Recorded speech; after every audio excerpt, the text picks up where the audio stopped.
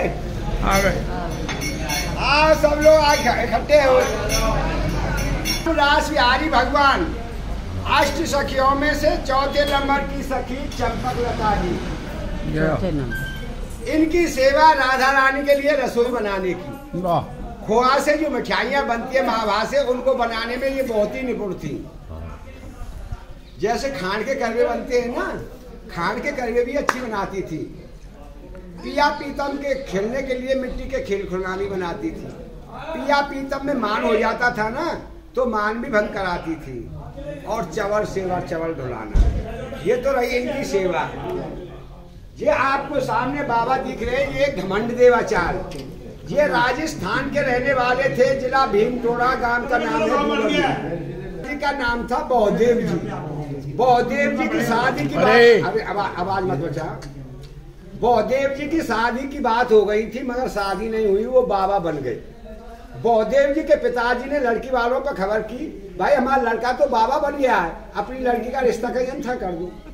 1 साल के बाद में लौट के साधु भेष में साधुओं के साथ अपने गांव में आए थे। तब तक उस लड़की का कहीं रिश्ता नहीं हुआ था। फिर उनके पिताजी ने खबर की कि भाई लड़का आ गया, कुछ हम समझाएंगे, कुछ आपके ना शायद रिश्ता हो जाए। तो लड़की के परिवार वाले सब आए थे, साथ में लड़की भी आई थी। हे छोरी, साथ में लड़की भी आई थी। संतों के सब पैर छूते। उस लड़की ने पैर छुए ना बौदेव जी के, तो उसको आशीर्वाद दे दिया कि आप पुत्रवती हो। शादी हुई नहीं, आशीर्वाद दे दिया पुत्रवती हो। वो आश्चर्य कही, महाराज अभी पैसा देने का लग्गा मत लगाओ, ये बच्चे आवाज, आप ये क्या बोल रहे हैं? कुआरी के बच्चा पैदा होगा तो बदनामी का काम होगा, समाज में निंदा होगी। बौदेव जी बोले, आपकी जो बच्चा पैदा होगा वो उधर से पैदा नहीं होगा, आपकी हथेली में छाला पड़ेगा, छाले से बच्चा पैदा होगा। हथेली में छाला पड़ा, छाले से इनका घर का नाम था उद्धव। तो ये उद्धव जी पैदा हुए। ये कृष्ण भगवान वाले उद्धव नहीं है, कलयुग की बात है। ये उद्धव जी पैदा हुए, ये भी 12 साल के हो गए ना, तो वृंदावन में आके हरव्यास देवाचार्य जी के शिष्य बन गए, ये बाबा बन गए। ये भगवान के भजन में मस्त रहते थे, किसी से बोलते नहीं थे।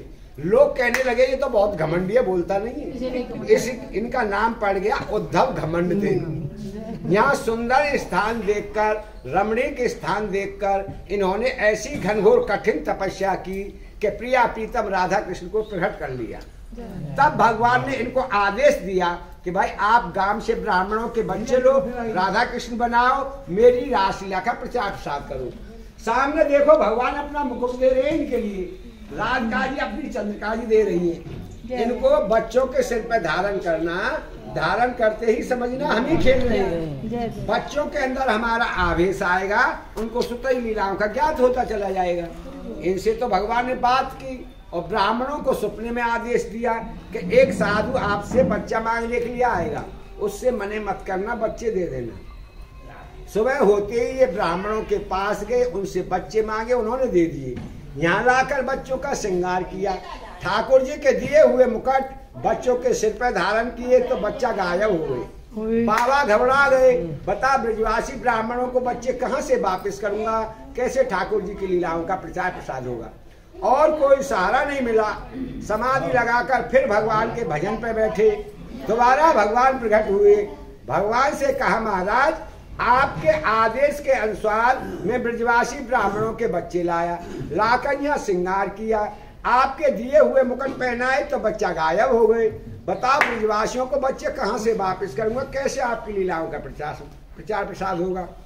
भगवान बोले, आपसे ब्रजवासी कुछ नहीं कहेंगे, आप कोन्हई गांव जाओ, वहां से बच्चे लेके आओ, फिर यहाँ पे रास रचाओ। घमंडेवाचार्य जी कोन्हई गांव गए, वहां से बच्चे लेके आए, फिर यहाँ पे रास हुआ। जिस पे आप लोग खड़े, ये ठाकुर जी का प्रथम रासलीला मंडल है। वृंदावन में निधवन में डेली लीलाएं होती हैं, पर रास की प्रागट स्थली शुरुआत इसी जगह से है जिस पे आप खड़े। रास हुआ, ठाकुर जी की आज्ञा हुई, प्रचार प्रसार का काम यहाँ के ब्राह्मणों को सौंपो, जगह जगह जाके प्रांतों में प्रचार करेंगे। तो ब्राह्मण मंडली बनाकर MP दतिया डिस्ट्रिक्ट में ले गए थे। दतिया वाले राजा बोले, जैसे कृष्ण भगवान ने काली नाग जमुना के अंदर से नाथा ना, उसी प्रकार हमको नागनाथ के दिखाओ, नहीं हम आपको जेल में बंद कर देंगे।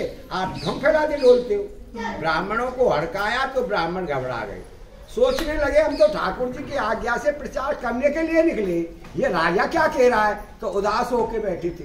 पहले रास में ऐसे छोटे छोटे बच्चे ठाकुर जी बनाते थे। वो बच्चे बोले आप क्यों उदास हैं। उन्होंने बताया लाला ये राजा बोल रहा है जैसे कृष्ण भगवान ने काली नाग जमुना के अंदर से ना था ना, उसी प्रकार हमको नागनाथ के दिखाने जेल बंद कर देंगे। आप चिंता मत करो, राजा से अभी जाके बोलो कि आज नागलीला होगी। ब्राह्मणों ने जाके बोल दिया कि महाराज आज नागलीला होगी।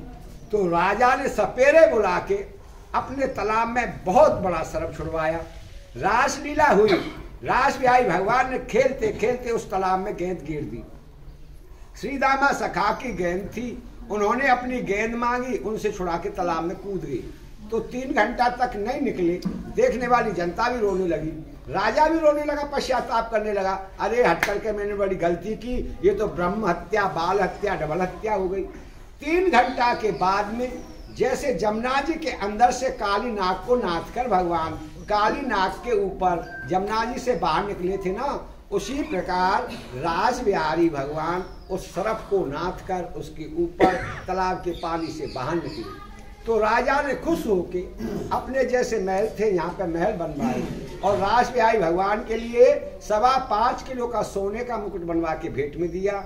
वो मुकुट अब भी है, मथुरा लॉकर में जमा है। उत्तर भादो लगत कुआर की पूर्णिमा आती है, जिससे पितरपक्ष चालू होते हैं ना पूर्णिमा से, उस पूर्णिमा को आता है प्रशासन के साथ, उसे पहनकर ही महारास लीला होती है। प्रभु जी आपका 5 मिनट का टाइम और हो तो कर माने संस्कृत में हास्य बोलते हैं। एक बार कामदेव जी से नारद भगवान की भेंट हो गई। कामदेव जी नारद भगवान से बोलने लगे आप मेरे से युद्ध कीजिए, नहीं कोई उपाय बताइए, मेरी भुजाओं में खुजार चल रही है। नारद भगवान बोले श्रीमन नारायण नारायण, मेरे में इतनी सामर्थ्य नहीं है मैं आपसे युद्ध कर सकूं। हाँ आपको उपाय जरूर बता सकता हूँ, आप वृंदावन धाम जाइए, वहाँ कृष्ण भगवान मिलेंगे, वो आपसे युद्ध कर सकते हैं। तो कामदेव जी वृंदावन में आए, भगवान के लिए दंडवत प्रणाम कुछ नहीं की, सीधे बोलने लगे मैं आपसे युद्ध करने के लिए आया हूँ। भगवान मुस्कुराते हुए बोले भाई कामदेव युद्ध होते हैं 2 प्रकार के, एक होता है किले का, एक होता है मैदान का, आप कौन सा युद्ध करना चाहते हो। कामदेव जी चक्कर में पड़ गए, किले का कैसा होता है, मैदान का कैसा होता है, आप मेरे को समझाइए। भगवान बोले भाई किले का तो ऐसा होता है मैं किले के अंदर छिप के बैठ जाऊंगा, आप अपने बाण चलाना। क्यों कामदेव जी माया रूपी बाण चलाते थे, ऋषियों की तपस्या भंग किया करते थे, कभी अप्सराएं प्रकट कर दी, कभी नाचने गाने वाली प्रकट कर दी, कभी ऋतुओं का बलदाव कर दिया। भगवान बोले अगर तेरी माया ने मेरे ऊपर प्रभाव डाल दिया तो मैं हार गया, तू जीत गया। मैदान का ऐसा होता है रात्रि के 12 बजे शरद पूर्णिमा के दिन मैं 16 सहस्त्र गोपियों के साथ महारास लीला रचूंगा, आप उसमें आना। उनमें गोपी एक से एक सुंदर आएंगी, उनको देखकर तेरा मन चलायमान हो गया तो तू हार गया, मैं जीत गया। क्यों कृष्ण भगवान को योगेश्वर कहते थे। एक बार गोपियों के अंदर शंका हुई, महाराज आप 16,000 गोपियों में रहते हैं फिर भी योगेश्वर कहलाते हैं, और दुर्वासा ऋषि 56 भोग 3600 व्यंजनों को खा गए, वो ध्रुवाहारी कहलाते हैं। हमको तो दोनों की बात झूठी लगती है। भगवान बोले हे गोपियों आप ऐसा करो, पहले दुर्वासा ऋषि की परीक्षा लो। जो दुर्वासा ऋषि का स्थान है ना वृंदावन में, जमुना जी से पल्ली पार है, जमुना जी चल रही थी बहुत जोर से, आप लोग जाओ और जमुना के किनारे खड़े होकर कहना हे जमुना माँ अगर दुर्वासा ऋषि सच्चे ध्रुव आहारी है तो हमको रास्ता दे दो। गोपियां गई, गोपियों ने जमुना के किनारे खड़े होकर ऐसे बोला हे जमुना माँ अगर दुर्वासा ऋषि सच्चे ध्रुव आहारी है तो हमको रास्ता दे दो। तो जमुना माँ ने तुरंत ही रास्ता दे दिया, वो निकल गई। फिर जमुना जी ऐसी कैसी चढ़ गई, तेजी से बहने लगी, गहरा पानी हो गया। अब दुर्वासा ऋषि से बोलने लगी महाराज हम इधर से निकल के कैसे जाएं, और पहले कैसे आई थी। पहले तो कृष्ण भगवान ने हमको ऐसे बताया था आप लोग जाओ और जमुना के किनारे खड़े होकर कहना हे जमुना माँ अगर दुर्वासा ऋषि सच्चे ध्रुव आहारी हैं तो हमको रास्ता दे दो। ऐसे हमने बोला तो जमुना माँ ने रास्ता दे दिया। दुर्वासा ऋषि बोले अब ऐसे कहना हे जमुना माँ अगर कृष्ण सच्चा बाल योगी है, बाल जति है, बाल ब्रह्मचारी है तो हमको रास्ता दे दो। फिर गोपियों ने ऐसे बोला तो फिर जमुना माँ ने रास्ता दे दिया। तो दोनों की परीक्षा हो गई, कृष्ण भगवान की भी हो गई, दुर्वासा ऋषि की हो गई। उधर कामदेव ने युद्ध तय किया था मैदान का। तो भगवान वृंदावन से इस करेला गांव में आए थे। ये करेला गांव है ना, ये उपवनों में समार है, इससे वार्ता वन भी कहते हैं। सही बरसाने के सामने गांव है।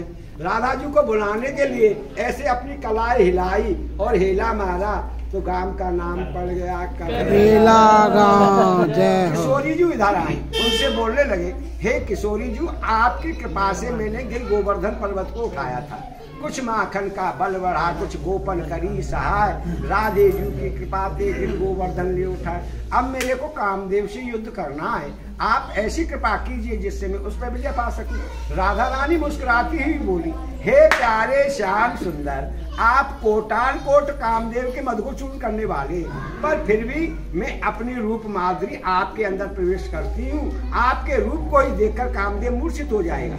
महाराज लीला हुई, कामदेव जी आए, भगवान के रूप को ही देखकर वो मूर्छित हो गए। उनकी घरवाली को मालूम पड़ी, रति जी को, वो रोती हुई आई, भगवान के पैर पकड़ लिए। महाराज ये मूर्ख था, अज्ञानी था, इसे आपसे युद्ध नहीं करना था, आप इसे अभयदान दीजिए। तो भगवान का हृदय तो मक्खन जैसा कोमल है, उनको दया आ गई, अभयदान दे दिया। फिर भी कामदेव का अहंकार दूर नहीं